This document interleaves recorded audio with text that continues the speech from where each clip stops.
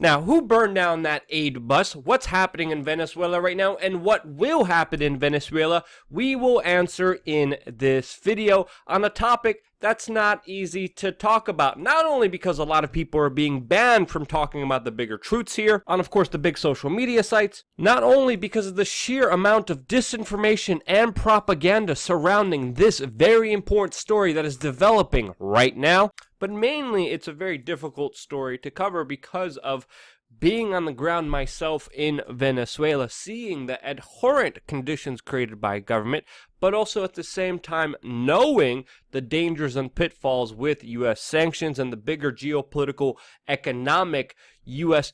petrodollar goals here. It's difficult to lay out any kind of facts without people jumping to conclusions trying to pin me to either of those sides. You are either pro-Maduro or anti-Maduro, and you won't get any of that in this video. Because, duh, the truth matters more than just hyperbolic, bipartisan bull crap and being PR for one particular side. That's not what we want to be. That's not what news is supposed to be. And sadly, that's all that I'm seeing out there.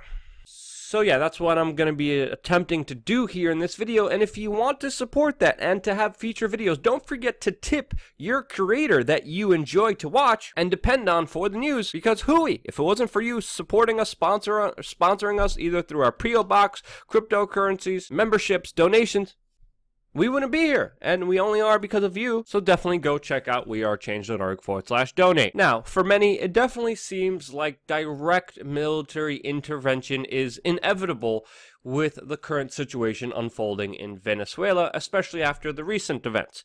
We are getting reports that the U.S. is transferring special troops and weaponry close to the Venezuelan border, as well as the United States Vice President just warning moments ago that every option is on the table when it comes to dealing with the larger problems with Venezuela. And the situation unfolding along Venezuela's border is an extraordinary one, a really crazy one, where over 300 people were hurt just recently. Some estimates even point out to 25 people being killed on the border because of the clashes that happened recently, even with shocking footage coming out that allegedly show the Venezuelan military using lethal force on soldiers that were defecting. Again, we have to say allegedly because none of this video has been independently verified. So we're definitely seeing ramped up inflammatory rhetoric, not only from the United States, but also Colombia and Brazil, as well as just open military threats against another country, with a lunatic U.S. senator sending out thinly veiled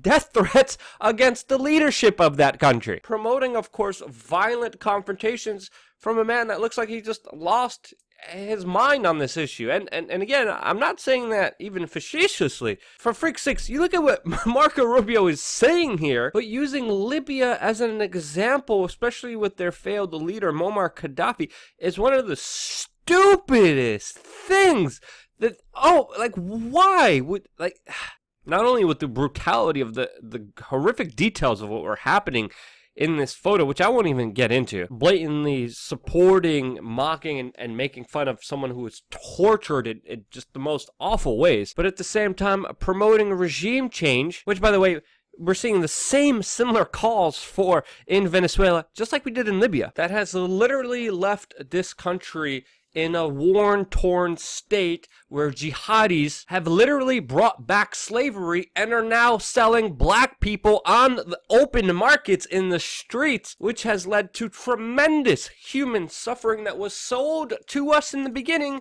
as a humanitarian intervention, which, of course, these same elements are pushing for when it comes to Venezuela. And that's why this is just so dumb, because actions like these, and also the failed bigger PR war that happened yesterday, which we're going to get into in great detail soon, these major failures and the recognition of the Venezuelan people of what's actually happening here is what is keeping President Nicolas Maduro in power in his current state and having a support base. Because after traveling to Venezuela and knowing many Venezuelans, they are very intelligent people. A lot of them know history, especially when it comes to the U.S. interventions in Latin America, led, by the way, by Elliot Abrams, who is now in charge of Venezuela by Donald Trump for some reason. They know the history of U.S. intervention inside of that region, and it's a bloody, gory one that the majority of people are trying to avoid, and this is why Nicolas Maduro is still as prominent, is still supported, still has backers as much as he has with his failed government policies, because people don't want that. And I don't think anyone in their right mind would want it either. And the key players here need to understand that their role in this is actually having the opposite effect. But yet again, it doesn't matter. They're still pushing forward, as Mike Pence just announced, quote, concrete steps as he met with the self-declared U.S.-backed leader of Venezuela now, Juan Guaido, in Colombia, pushing forward after the failed PR disaster that happened yesterday for them, where, of course, we saw violence on the Venezuelan border as Venezuela's opposition leader promised a, quote, humanitarian avalanche as he crossed over the border from Venezuela to Colombia and promised to bring in food and medical aid into that country, which didn't happen. But what did happen were a bunch of violent clashes, even resulting to the border between Venezuela and Brazil to be closed, while, of course, bringing in the question to what will happen now to the interim president if he will be able to return to Venezuela at all. This was all coincided by an aid concert put on by no one else than Richard Branson, which the Washington Post had to reported that there was 200,000 people in attendance, and then, of course, later deleted those numbers since drone footage proved that to be very incorrect. A concert, by the way, where even Pink Floyd's Roger Waters slammed as a front for a U.S. Trojan horse, and of course questioned the credibility of this entire event. Now, one narrative that we are seeing being portrayed here and alluded to is that the Venezuelan government actually stopped humanitarian aid coming into their country, attacked, killed people, burnt down the trucks that were coming in there, while, of course, a large number of Venezuelan troops tried to defect from the Venezuelan military and join either the Colombian or Brazilian side. And roughly there are some estimates saying that around 150 Venezuelan soldiers defected during this event, and there's even this shocking footage of Venezuelan military trucks ramming the border and its barriers in order to be able to desert to Colombia. This incident, of course, also injured people standing on the Colombian side. Now, it is important to note here that Nicolas Maduro did answer back and said that he is refusing the aid, has officially blocked it because his nation is not a nation of beggars, and that this aid is allegedly a precursor to U.S. intervention. Now, it is also important to highlight that there's also video from the Venezuelan side showing local communities supporting the soldiers, clearing the stones, and even giving water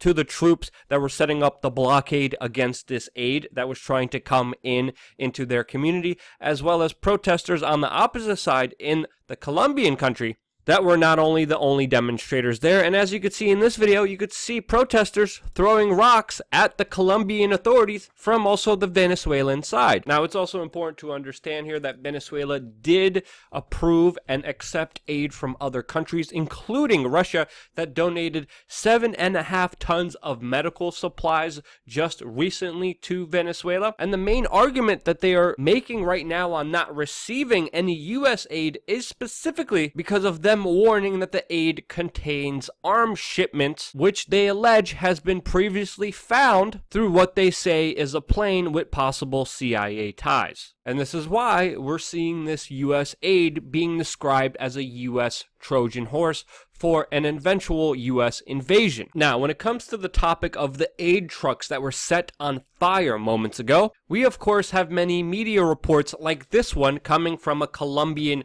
media organization saying that these aid trucks were set on fire after tear gas was fired on it by the Venezuelan side. Yeah, tear gas. Literally, this Colombian news organization is saying that tear gas shot at the trucks somehow lit it on fire. burning it all down, which honestly is just not really believable. And the argument that this was an alleged false flag is a little bit more believable, especially after we see protest footage because of footage coming from the Colombian side clearly showing protest members making and creating Molotov cocktails, which again they were throwing towards the Venezuelan side. And in one particular clip, you see a Molotov cocktail actually be flinged off and thrown towards the direction of the aid trucks before they were lit on fire. There's also a picture surfacing of this guy, which looks like he actually has gasoline in his hands during this entire incident. And if you look at aerial footage of what was happening here, where the trucks were located, and of course to the vicinity of the Venezuelan military, there's definitely a convincing case to be made here that this was the opposition that started this fire and not the Venezuelan military, which of course the mainstream media alludes to or sometimes just incorrectly reports on. Now, of course, this is also not the first time we have heard of food being torched, and it's important to note here that yet again, nothing has been 100% verified in all of these cases. But there obviously is a bigger agenda here. There obviously are two sides of the story and two factions going against each other. With the optics and the narrative failing, I would argue that the particular side calling for regime change had a big PR loss during, of course, the incidences that unfolded just a few moments ago on the border. It's pretty clear that there's a bigger narrative here being pushed that, of course, turns out to be not true at all. There are far more nuances, there are far more complexities, there are far more gray zones in this entire bigger area. And when something is being done in dishonest ways, I believe it is not worth doing at all. And again, what we're seeing here, a lot of the dishonesty, a lot of these bigger pushes, a lot of these bigger calls for regime change, especially by Marco Rubio, are having the opposite effect of what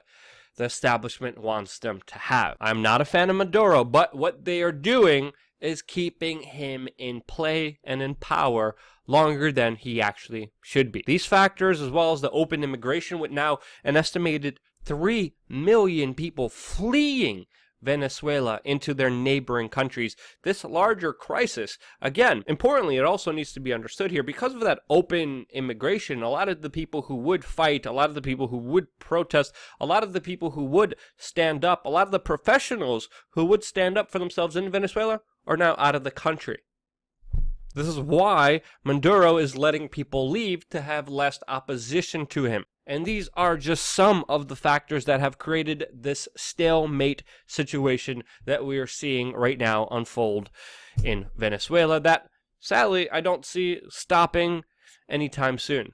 And that's honestly a shame for the Venezuelan people, and that they have to go through this. Yet again, that is just my opinion. If you disagree with me, of course you will. Let me know why in the comment section below. I always, of course, respond to, of course, critical comments on how we could be better. And just know that, yeah, a lot of people are being purged for breaking down the bigger narratives here. And that your support financially and with your shares and with your attentions and with your clicks matters more than ever.